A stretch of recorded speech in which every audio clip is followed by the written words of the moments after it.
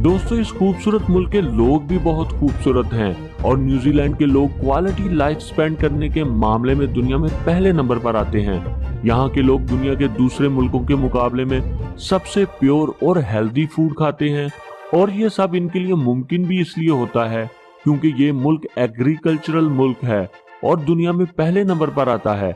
इस मुल्क में अनाज से लेकर फल और सब्जियां सब कुछ ही काश्त किया जाता है। वैसे तो दोस्तों मैंने आज तक यही देखा है कि जिन मुमालिक में आबादी कम होती है वहाँ सहूलियात बहुत मुयस्सर होती हैं। इस मुल्क में भी कुछ ऐसा ही है। अगर कोई शख्स यहाँ अपना कारोबार शुरू करना चाहे और इसके पास खूब पैसा भी हो तो यहाँ एक ही दिन में कंपनी रजिस्टर हो जाती है और अपना कारोबार भी शुरू हो जाता है। इसके अलावा इस मुल्क की एक अमेजिंग बात तो मैं आपको पहले भी बता चुका हूँ कि इस मुल्क में इंसानों से ज्यादा भेड़ें पाई जाती हैं। जी हाँ दोस्तों, न्यूजीलैंड में एक इंसान के मुकाबले में 9 भेड़ें पाई जाती हैं। और इसी के साथ जैसे न्यूजीलैंड के लोग अपने लिए क्वालिटी लाइफ को पसंद करते हैं, यहाँ पर जानवरों को भी क्वालिटी लाइफ मुहैया की जाती है। बड़ी बड़ी और खुली खुली सरसब्ज मेडोज में जानवर चराए जाते हैं और इनका दूध दोहने के लिए इंसान अपने हाथों का इस्तेमाल नहीं करते बल्कि मशीनें इस्तेमाल करते हैं। हाथों से बिल्कुल भी दूध नहीं धोते ताकि दूध और जानवर दोनों ही कंटेमिनेशन से बचे रहे।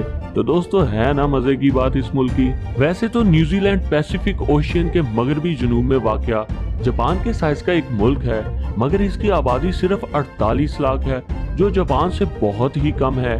न्यूजीलैंड 2 जजीरों, एक नॉर्थ आइलैंड और दूसरा साउथ आइलैंड पर मुश्तमिल एक मुल्क है। और आपको जानकर हैरानी होगी कि नॉर्थ आइलैंड साउथ आइलैंड के मुकाबले में बहुत छोटा है, मगर फिर भी मुल्क की 76% आबादी मुल्क के नॉर्थ आइलैंड में ही रहती है। और आपको बताते चलें कि न्यूजीलैंड का खुशहाल और डेवलप्ड कंट्री होना सिर्फ कम आबादी की वजह से नहीं है, बल्कि ये मुल्क दुनिया के ऐसे 5 ममालिक की लिस्ट में शामिल होता है जहां करप्शन बहुत ही कम बल्कि ना होने के बराबर है।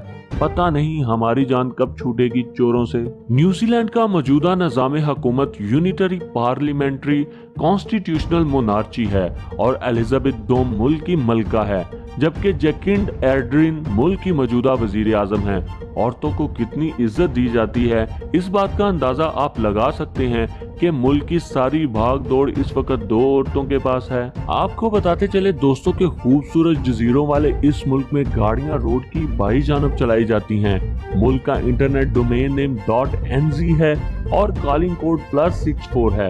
वक्त के लिहाज से न्यूजीलैंड पाकिस्तान से 8 घंटे आगे है, जबकि इंडिया से 8 घंटे 30 मिनट आगे है। दोस्तों आपको ये जानकर हैरानी जरूर होगी कि सन 2006 में एक ऑस्ट्रेलियन शख्स ने ईबे पर पूरे न्यूजीलैंड को ही बेचने की तैयारी शुरू कर दी थी, यहाँ तक कि इसकी बोली भी लगना शुरू हो गई। लेकिन जैसे ही इस बात का पता ईबे वेबसाइट वालों को लगा, इन्होंने फौरन इस बंदे के अकाउंट को क्लोज कर दिया। देख लें दोस्तों कैसे कैसे फनकार लोग हैं इस दुनिया में। वैसे इस तरह के फनकार लोग तो हमारे मुल्क में भी हैं जिन्होंने मुल्क को बेचकर खा डाला है। दोस्तों आपको बताते चलें कि इस मुल्क के लोगों को स्पोर्ट्स के साथ बहुत लगाव है। यहाँ के लोगों को गोल्फ खेलना बहुत ज्यादा पसंद है। जजीरा नुमा इस मुल्क में 400 से ज्यादा गोल्फ क्लब मौजूद हैं, जो इस मुल्क के पर कैपिटा के लिहाज से पूरी दुनिया में से सबसे ज्यादा हैं। इस मुल्क में झीलें तो बहुत हैं और हम आपको इस बारे में बता भी चुके हैं, मगर अनोखी बात यह है कि इन झीलों का पानी भी बहुत क्लियर होता है और आप बहुत गहराई तक इसके पार भी देख सकते हैं। और इस मुल्क में एक ऐसी झील भी मौजूद है जिसका पानी इतना साफ है कि इसमें 80 मीटर की गहराई तक देखा जा सकता है। दोस्तों ये मुल्क दुनिया की 8% ऊन की जरूरत भी पूरी करता है। न्यूजीलैंड दुनिया की शानदार तरीन ऊन पैदा करता है क्योंकि मुल्क में साफ हवा है और धूल बिल्कुल भी नहीं, और भेड़ों से उम्दा ऊन हासिल करने के लिए इन दोनों का होना बहुत जरूरी है। आप इस मुल्क के किसी भी कोने में चले जाएं, आपको वहाँ कुछ और मिले या ना मिले, भेड़ें जरूर मिलेंगी। इस मुल्क में इस वक्त 4 करोड़ 32 लाख से ज्यादा भेड़ें मौजूद हैं। है ना हैरानी वाली बात दोस्तों, जबकि मुल्क में लोग सिर्फ 48 लाख हैं। न्यूजीलैंड में ऊन के अलावा डेयरी प्रोडक्ट्स का भी बहुत बड़ा कारोबार है।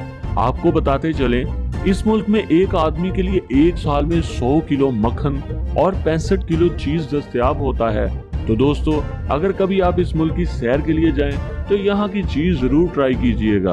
दोस्तों आपको बताते चलें कि इस खूबसूरत मुल्क का मौजूदा कैपिटल वेलिंगटन है मगर शुरुआत से ये इसका कैपिटल नहीं रहा, बल्कि 1865 तक ऑकलैंड इस मुल्क का कैपिटल सिटी था और ऑकलैंड ही मुल्क का सबसे बड़ा शहर भी है और पूरी दुनिया से आने वाली इंटरनेशनल फ्लाइट्स को यही शहर होस्ट करता है। न्यूजीलैंड हर तरफ से समुंदर से घिरा हुआ मुल्क है।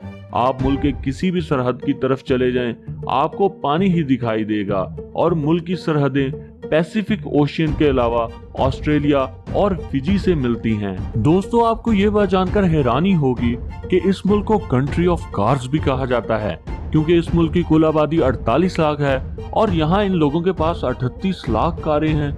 लगता है सिर्फ दूध पीने वाले बच्चों के पास गाड़ी नहीं, बाकी हर शख्स ने ही गाड़ी रखी हुई है। वैसे तो दुनिया के हर मुल्क को किसी न किसी मजहब के साथ एसोसिएट किया जाता है, मगर दोस्तों न्यूजीलैंड की 49% आबादी किसी मजहब को नहीं मानती।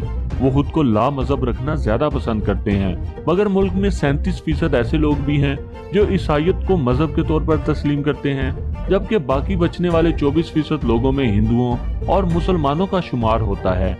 न्यूजीलैंड में डॉलर को सरकारी करेंसी की हैसियत हासिल है और करेंसी न्यूजीलैंड डॉलर के नाम से जानी जाती है और एक न्यूजी डॉलर इस वक्त पाकिस्तानी 107 रुपए जबकि इंडियन 48 रुपयों के बराबर है। न्यूजीलैंड का मौजूदा जीडीपी 206 बिलियन यूएस डॉलर्स है और इनफरादी सालाना मजमूई आमदनी 41,616 यूएस डॉलर्स है और इकोनॉमी के लिहाज से ये एक मजबूत तरीन मुल्क है। दोस्तों, आपको इस मुल्क के बारे में एक इंतहाई मजेदार बात बताते हैं। इस मुल्क में मछलियां भी इंसानों जितनी जिंदगी जीती हैं। यहाँ के समुद्रों में पाई जाने वाली ईल मछली 80 साल तक जिंदा रहती है अगर किसी बड़े जानदार का शिकार ना हो जाए तो। और इस मुल्क में इंसानों की औसत उम्र भी 80 साल ही है। तो दोस्तों, ये था खूबसूरत सा न्यूजीलैंड। कैसा लगा आपको? उम्मीद करता हूँ आपको वीडियो पसंद आई होगी। अगर ऐसा है तो वीडियो को दोस्तों के साथ जरूर शेयर कीजिएगा।